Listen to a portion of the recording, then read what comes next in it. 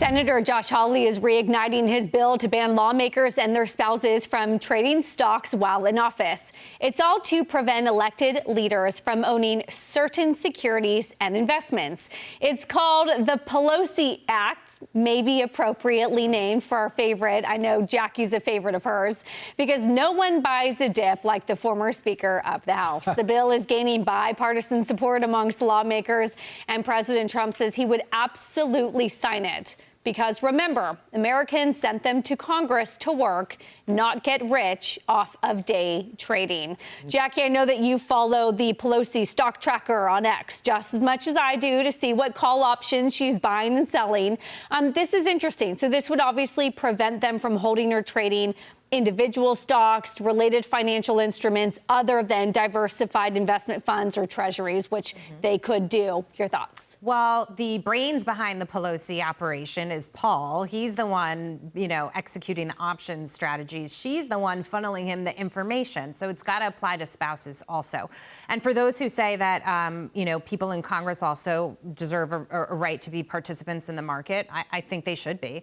I just don't think they should be trading off of specific information that will have an impact and material on individual names. They can make money on index funds, ETFs, mutual funds. They can buy the market long through, a blind trust. Somebody can be making those decisions. So it wouldn't probably bar them from being participants. But they certainly don't need to do it the Pelosi way, because it's very What's the difference between a blind trust and doing it? That somebody else is executing the trades for you. Her husband She could be telling the blind trust She could be, but also the blind trust person probably isn't trading NVIDIA call options, You don't know that. Well, if there were rules that, on what they can trade. I like the disclosure aspect. I think, listen, I don't trade stocks. I don't buy individual stocks. I'm in indexes and municipal bonds and cash. And the reason why I do that is because I cover so much of it. So I take that step. I would like them to take that step. But there is a sort of interesting dynamic that's going on here. The more she trades on information that pops around the Capitol, the worse she looks. And it just shows this gets disclosed and there's a political repercussion for it. And I think no one cares. It's been going on for years. Yeah, people care. We report about it. Well, we report it, but she's still in office for 70 years. She was the speaker recently. I mean, she's done okay. People in her district don't care. That's the point. They don't care in their district. You know what? The critique of these kinds of things is, if you don't let these people build wealth in the market or trade, it'll become too costly for them, and you'll dissuade really successful people from wanting to run for office.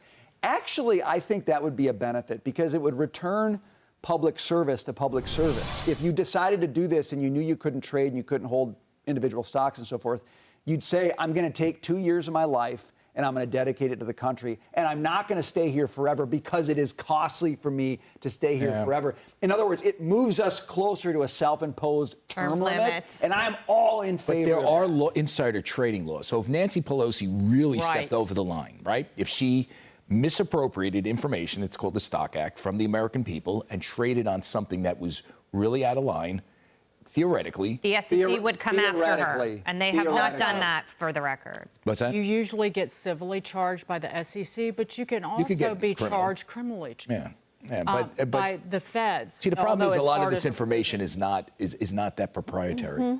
So I hate to defend Nancy Pelosi. No, you are absolutely this accurate. Stuff is bouncing around. I have not ever owned a single individual security or stock since I became a financial journalist 30 some odd years ago, because it's just, there's never a conflict of interest. I own mutual funds, always have, or exchange traded funds. Never owned a single stock. However, and I used to have this opinion, we should ban owning individual stocks for members of Congress, until I co-anchored with the now Secretary of Transportation, Sean Duffy, and he said, why would you deny a regular member of Congress the ability to just own individual stocks?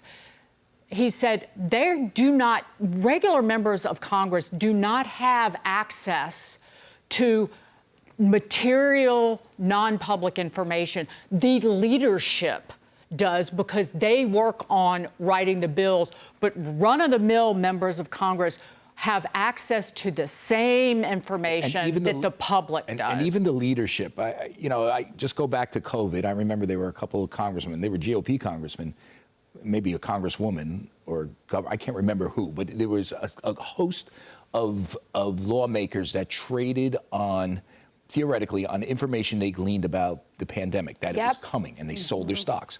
When you really unraveled it, and they got private briefings, obviously, about COVID, and this is before it actually really hit. They got the private briefings in February and January.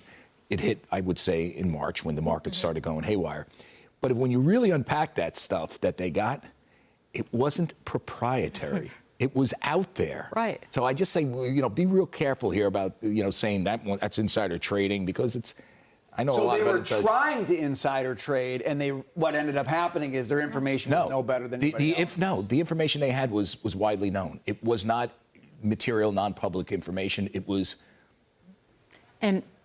just the opposite, essentially. And when I hear Hawley, I also smell a whiff of Bernie Sanders. Really? Yeah. He's in, he toes that, some of his issues, he toes that socialism line. So when I hear stuff like banning stock trading for every member of Congress, I go, I don't know about them. Let's just remind the viewers, there are laws. You can't violate insider trading laws. There is one in here that I love. Any profit made in violation of this would be disgorged to the Treasury, and a loss stemming from a prohibited holding may not be used as an income tax deduction. So now we're really getting in the weeds.